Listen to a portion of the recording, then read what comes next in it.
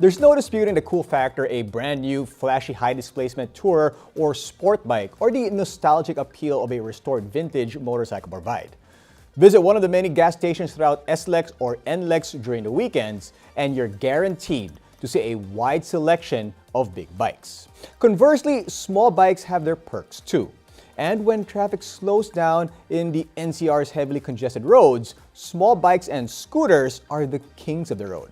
On top of that, parking is easy in most establishments, as scooters and underbone motorcycles can very easily squeeze into those tight parking spaces. Having said that, let's talk about a few points to determine whether a big bike or small bike is better suited to your lifestyle. This is Behind the Desk. The clear advantage of big bikes is that they are allowed to ride on expressways, although that's really only applicable here in the Philippines. The ability to use the expressway for transportation can allow you to save minutes, if not hours, off of your daily trip. Having said that, purchasing a big bike is recommended for individuals who want to maximize their time and enjoyment in their journey to and from work, as well as embark on long-distance journeys on the weekends. Of course, this also applies to those who reside outside of the city. Now, naked bikes are one of the more well-liked big bike options for applications focused on commuting. We could go on and on about how adaptable naked bikes like the Yamaha XSR or 700 or 900 are. So take some time to read some of our articles or watch some of our videos to help you determine which bike is best suited for you. Now let's talk about some of the cons. Big bikes are, as well their name indicates, big and heavy, at least in comparison to scooters and underbones, especially adventure bikes like the BMW GS and the Ducati Multistrada, particularly for those who are new to the world of two wheels. This extra weight and power may not be optimal for all sorts of commuting. In fact, a 5-kilometer commute to work does not require more than 100 horsepower between your legs. Similarly, controlling a big bike, even one that is lighter in weight, in dense traffic is much more difficult than it would be for, say, a Vespa, or maybe a Sniper, or maybe an XRM 125.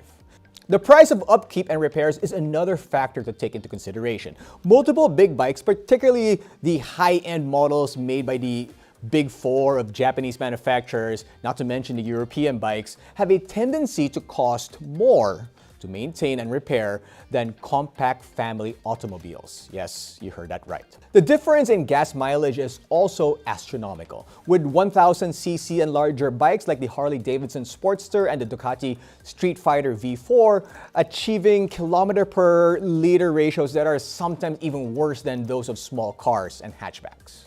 Let's go to some of the pros of owning small bikes. In developing countries like the Philippines, where two-wheel mobility is critical for people to get around and have their necessities delivered to them, scooters and underbones are without question the champions of swift and easy transportation.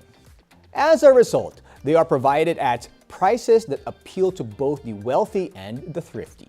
Between 70,000 and 85,000 Philippine pesos may be spent on a good budget scooter such as the Honda Beat 110 and Yamaha Mio family of scooters. They are lightweight, easy to maintain, and have a twist-and-go throttle. On the other side, those on a tighter budget would benefit from underbone bikes like the Yamaha Sight, which can be had for as low as 59,900 Philippine pesos. The robust Suzuki Raider 150, on the other hand, is just one of the numerous options offered and costs just about 97,900 Philippine pesos. Now that boasts a manual 6-speed transmission and a strong engine. So what are the cons of small bikes? Well, the biggest and most obvious drawback to getting a commuter-focused scooter comes in the form of limitations to the roads that you can access. Naturally, given the fact that scooters have much smaller engines, they're not allowed on the highway. This means going on trips to far-flung places can be a challenge, as you'll need to navigate your way through back roads and barrios. Of course, you could also say that the lack of performance and fun factor brought to the table by scooters and underbones is something to consider. Small bikes produce a fraction of the horsepower of their high-cc counterparts, but they make up for it in low maintenance costs and frugal fuel consumption.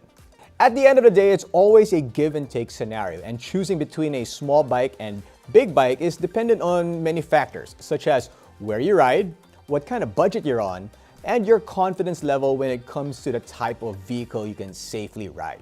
I do recommend taking lessons even before you think about purchasing a motorcycle. For more information about other bikes out there, you can log on to www.motodeal.com.ph. This has been Gene Rafina from Behind the Desk.